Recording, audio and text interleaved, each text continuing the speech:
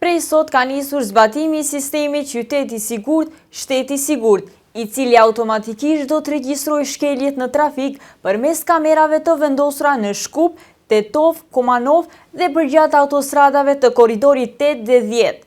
Në fund të vitit paraqit një periudhë provuese, gjatë së cilës shoferët do të marrin vetëm paralajmërimet, ndërsa nga janari gjoba do të hynë në fuqi.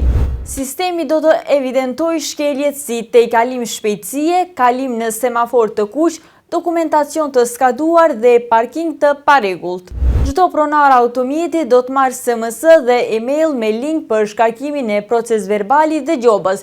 Sipas MPB-s, brenda 8 ditëve mund të paguhet gjysma e gjobës, ndërsa pas afatit detyrimi paguhet I plot. Sipas Ministrisë së Punëve të Brendshme, qëllimi I sistemit qyteti sigurt është rritja e sigurisë në trafik, pas numrit të lartë të aksidenteve të rënda në vitet e fundit dhe kaosi me parkimet e parregullta.